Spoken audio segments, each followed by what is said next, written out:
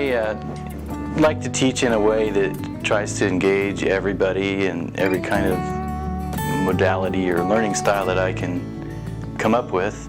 And it doesn't happen every day and it doesn't affect everyone, but to the best of my ability I really try to get everybody engaged. And engagement's one of the, it's right in our syllabus. It's a very clear expectation, and I announce that the very first day. I read it out loud to them and I make a big production of it. And engagement can be as simple, of course, as answering questions or even listening, or as complicated as giving a speech or doing peer teaching. And so we try to do different things. One of the things that has really gone kind of well is in relation to audience. There's this exercise we do in my Comp 2 class, and haven't yet found an online equivalent for this, but on the ground in my blended and standard Comp 2 class, we have this exercise in rhetorical situation. And the way it works is I have them propose new campus organizations, and it's basically a three-stage process where they first of all sit around in a small group. There's usually 4 or 5 groups in the room, and they talk among themselves about what interests they have and so on. So they're getting connected to one another, and then something bubbles up, whether it's young Republicans or fireworks or any other kind of activity that they think there ought to be at a college. And since we're a community college, and since I'm in the Andover campus and it's largely a commuter campus, student activities are kind of rare, so it's a really good activity, a classroom activity, to get them kind of thinking about what we could have here. And there have been actually a couple of clubs that have started up through this process. One of them was a creative writing club. And so the first phase is the brainstorming, and then they have to get to the point where they can articulate their idea to a group of peers. In this case, it's the student government. And they have to be able to present that orally to them. And then the next phase of it is to put that in writing as a official proposal. And then they do it again for a different audience, in this case to the college president or to the dean of student life.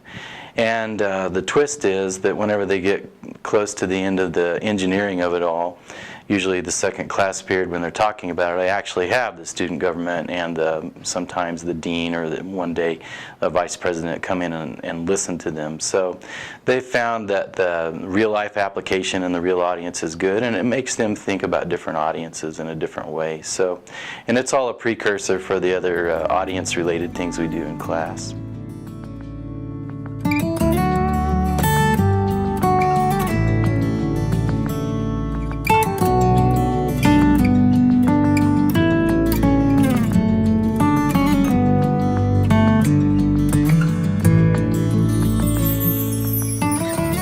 Well, I've been involved in the Colleague to Colleague organization probably since its inception back in the 90s, and it's a great organization, and I've always looked for ways to provide assistance. And I think that is one of the things that I encourage anyone to do, is to look for opportunities to help out, and that's what I've been doing over the years, is stepping forward when there were subcommittees and times that the group needed assistance. About 3 years ago, I was asked to be the vice chair, and it was a great learning experience for me, in that these things just don't happen. It takes a lot of planning, it takes a lot of effort from a lot of individuals from around the state of Kansas and Missouri to make our annual Sidlit conference happen. I've had some excellent mentors over the years. I would probably say that Jonathan Bacon, who's the Leadership Award is named after, was probably one of the best mentors I've had, in that he looks for the resources that we have all across the state of Kansas and also Missouri, and brings those people together. So, when someone asks me, what leadership qualities, I don't see myself as a great leader. I see myself as a person who surrounds themselves with good people. I see myself as someone who looks at the resources that are available, and also, try to find people that can bring things forward. I've worked here at Johnson County for over 23 years. It's a great place to work in that we have great people, and some of the things that we've seen a great expansion of is the use of technology here at Johnson County, and also the online learning environment. I'm currently the director for distance learning, and our growth in this environment has doubled and tripled. We have a huge demand for that from our students. It seems like every semester these are the first sections to fill. It's also a challenge for us in that we are very concerned about the quality of our online courses, and so we want to make sure that not only do we have the course offerings, but also that we have qualified instructors.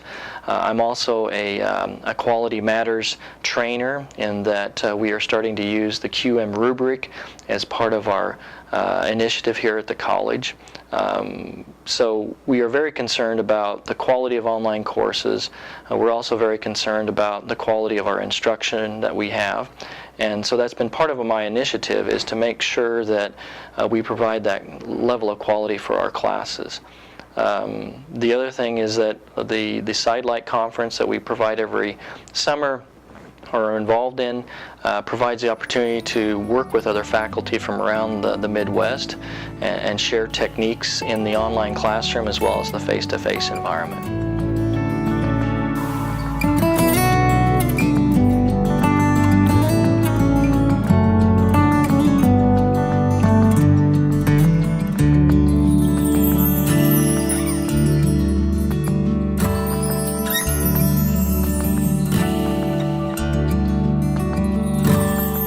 Part of my job here at Barton Community College is to help the faculty understand the use of technology and translate the technology for them.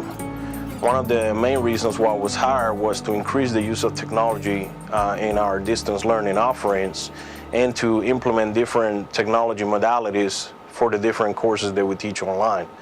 Since I started here, I have worked on several projects, and one of the ones that I would like to highlight is the use of screencasts as our video hosting solution for the videos that the professors use in their courses. Since the beginning of my time here at Barton Community College, we started out with no videos, and we have currently 1,685 videos in our library.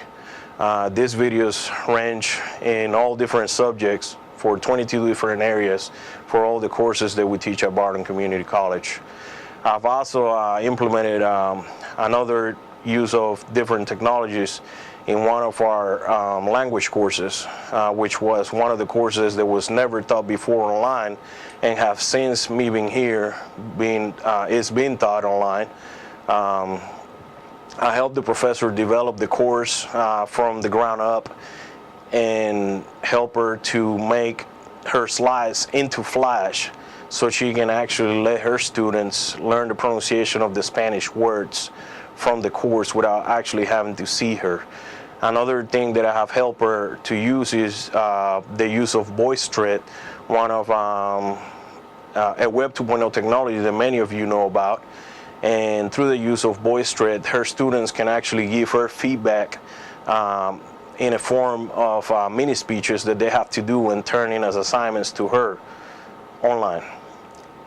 Another thing that I have done is I have helped a professor for the first time put a music appreciation course online, and for this what I did is I developed a course also in Flash that the professor uses to have her students listen to the music piece and then turn in their assignment or understanding of the piece to her through our LMS, which is eCollege.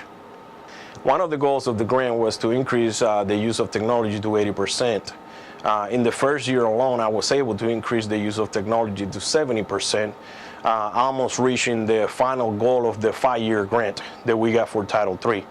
I was able to do this through the use of all these different technologies and by facilitating different forums and presentations that I did for faculty.